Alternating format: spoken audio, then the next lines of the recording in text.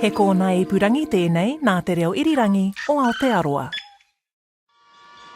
Well, it had to be sort of Western because it was out west.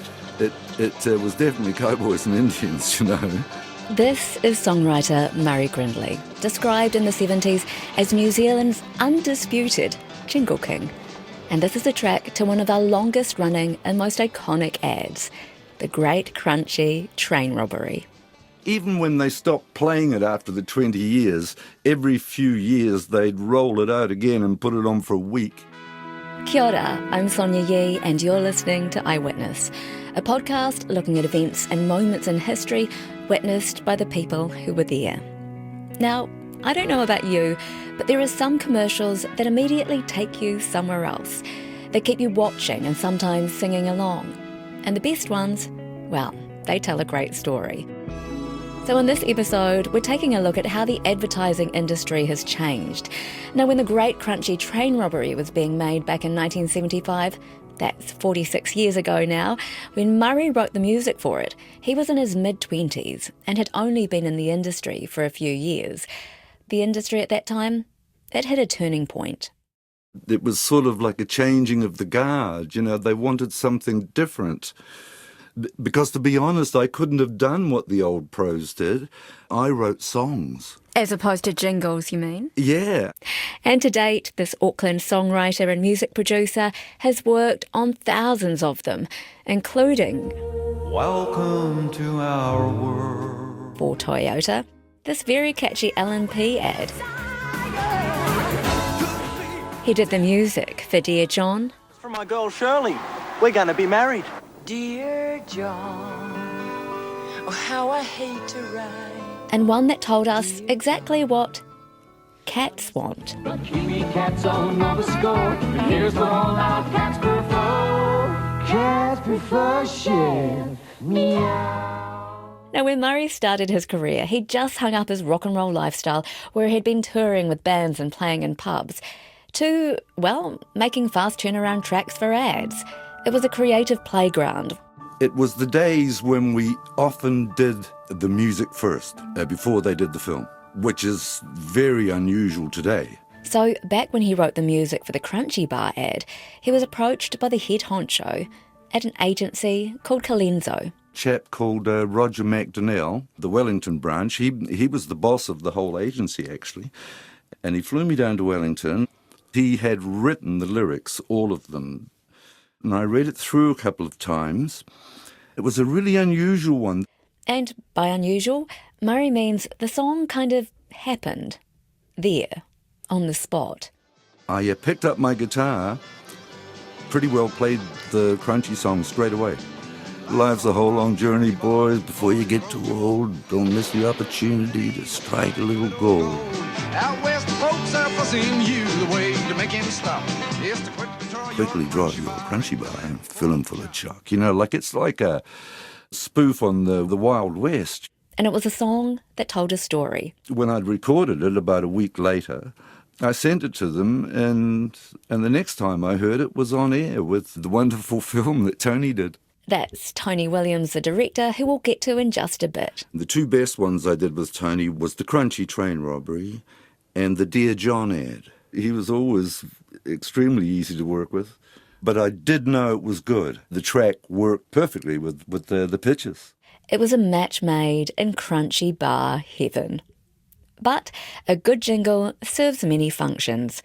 It has to catch your attention for a start, and in a short space of time. So, Murray, what's your secret? Well, you have to have a good vocabulary of songs in your brain.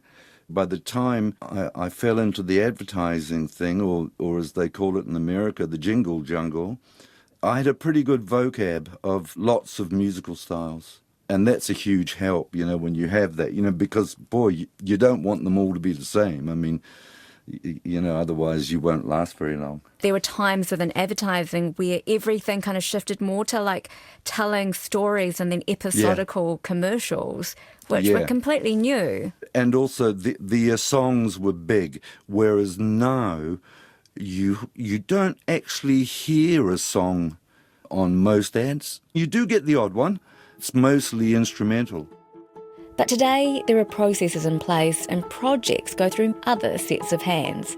The advertising landscape, according to Murray, has changed. Like a Cadbury or whoever would trust the agency completely and just say, hey, come on, like, you guys are the experts. How much is it going to cost? Well, it's going to cost this. It's not going to be cheap. And off we'd go. Whereas today, the clients are taking a much bigger role. I mean, like, often I don't even get to mix the track these days, you know, because the agency wants to mix it themselves. So I supply them with what we call stems, which is every instrument and voice on a different track so that it can be put together again.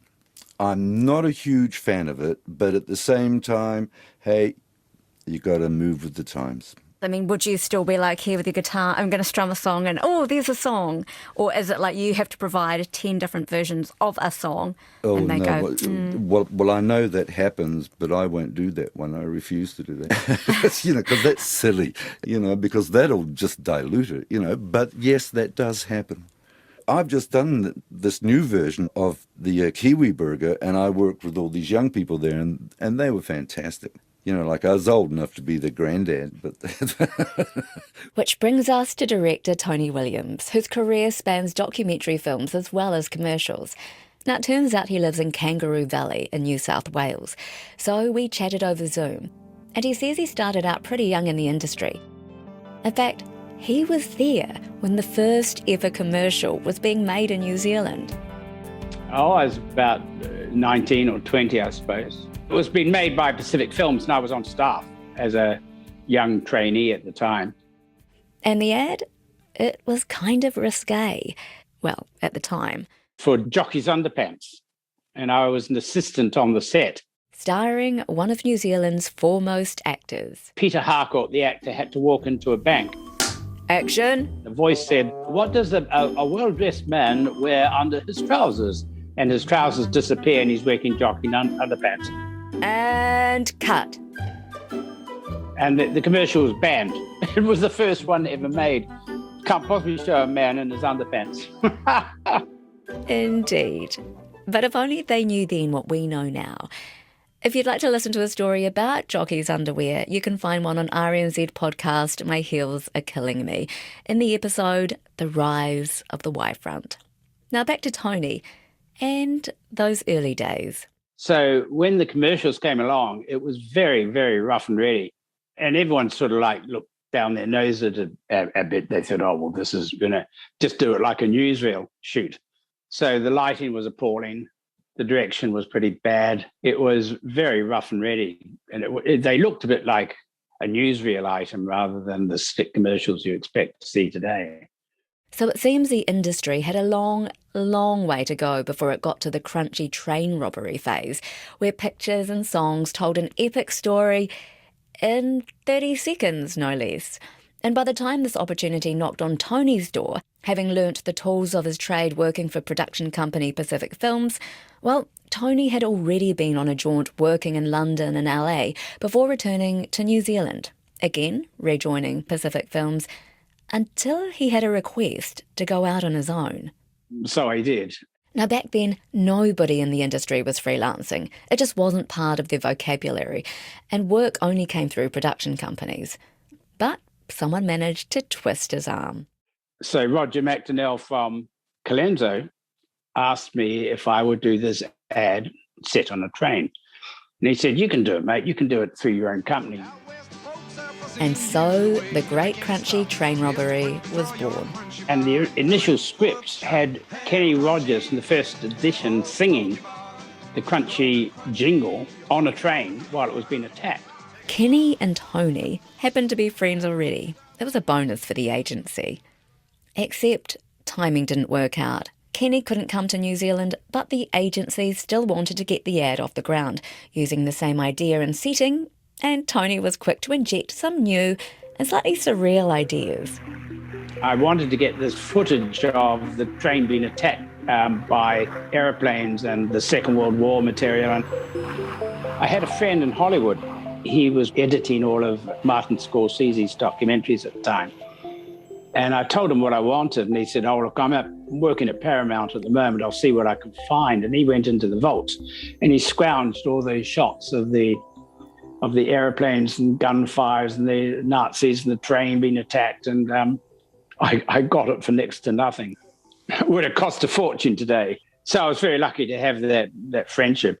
Friends in high places can't hurt, right? But there are so many components that make this ad memorable. The story was bursting at the seams with distinctive characters, a knitting grandmother, some dodgy guys giving each other sideways glances, a sheriff and a priest, and so much suspense. There's also a lot of action taking place. As commercials developed, you had a stock of actors who were intended to be commercial-only actors, people who would go to casting agencies to be in commercials.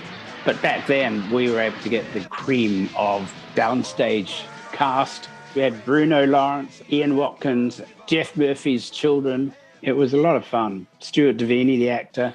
You couldn't get the guns off the guys, during the tea breaks, the morning tea breaks. They wanted to keep their guns on. They were in the characters of cowboys. They were practicing their fast draws. And it was Tony's job to keep all the balls, or should I say, crunchy bars, in the air. Not to mention that it was in a location that wasn't anywhere near the Wild West, but little old Lower Hutt, just outside of Wellington. We had an old train carriage out at Gracefield between Lower Hutt and Point Howard in a sort of a dump yard where it was just a wreck, really, and we used that as our location. Now it's time to get this train moving. It's literally rock and roll time. It was a great spirit on the train. We put tracing paper on the windows and had lighting outside. You wouldn't know it was a freezing cold Wellington night, would you? The hard work was the helpers and assistants who were outside the train with big lengths of steel hooked onto the carriage to try and make it rock. So every time we were about to have a take, we'd say, rock the train, and these poor guys were out in the middle of the night, in the freezing cold, rocking the train with their crowbars.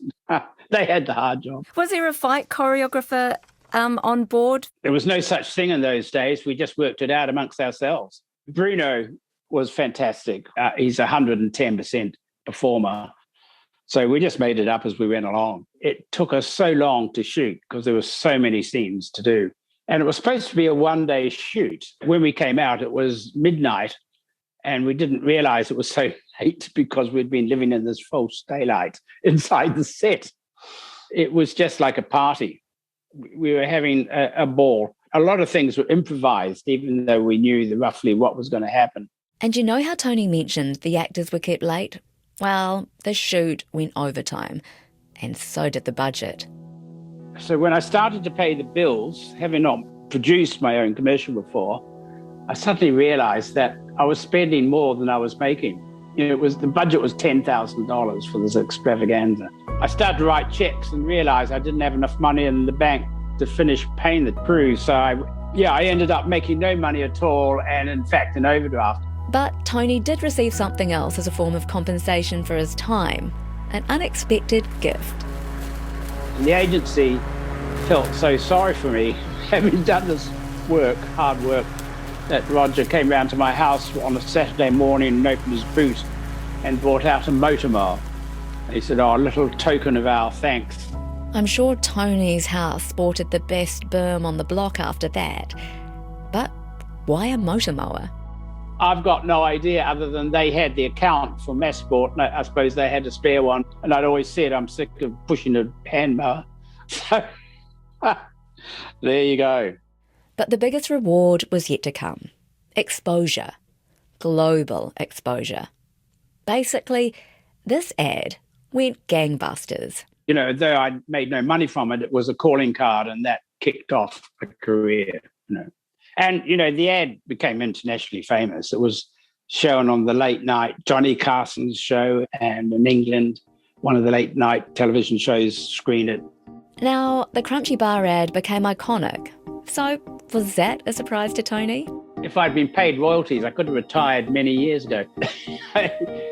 It surprised me that it ran so long, but it was immensely popular.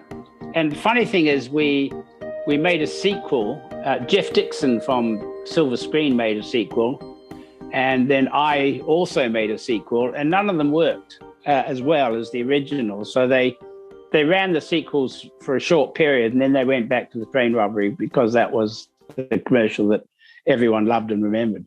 I think it's the storyline, it's the way it develops and builds and goes into surreal and then ends up with that sort of punchline at the end. The funny thing is, when I moved to Australia in 1980, it was the first ad on my show reel, and we went to an advertising agency and we showed the reel. And the first thing that came up was the Crunchie Train Robbery. And the ad agency looked at us and said, "Don't think you can pull the hood over our eyes. We know that this ad was made in America. It's not a New Zealand ad at all. And get out of here. You know, who do you think you are?" And I bet they regret that to this day. Won lots of gold awards and so forth. I think if we were doing it today, it would have been visually more sophisticated.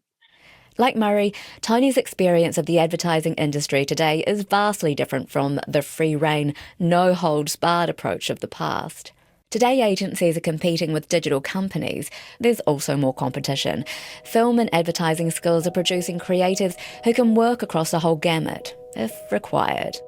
Today, it's far more demanding. I hated making commercials when I came to Australia because you end up with a team of young people breathing down your neck and looking over your shoulder and wanting to change everything you do, and no one trusts each other. And you have to go to meetings with the client before the commercial begins shooting, and you have to go through every single shot you're going to take. So there's no room for spontaneity, no room for improvisation. You have to lock down every second and half second of what's going to appear and what's going to be done. And then you get a team of 20 people watching what you're doing and kicking up a fuss if you deviate from the original plan. If you have that freedom to allow it to find its own way, then you're going to get a much better product. That's the way the creative process works. It develops. A bit of paper isn't the final product. So I don't think you could make an ad like that today in the same sort of way. All the spontaneity would be lost. That was director Tony Williams, and you also heard songwriter Murray Grinley. And I'm your host and producer, Sonia Yee. The sound engineer was Phil Benj, and if you'd like to listen to this episode again or others from the series, head to rnz.co.nz/eyewitness. You can also find it on Apple Podcasts, Spotify, iHeartRadio, or wherever you get your podcasts. Catch you next time. Have a crunchy, Pokemon. Go to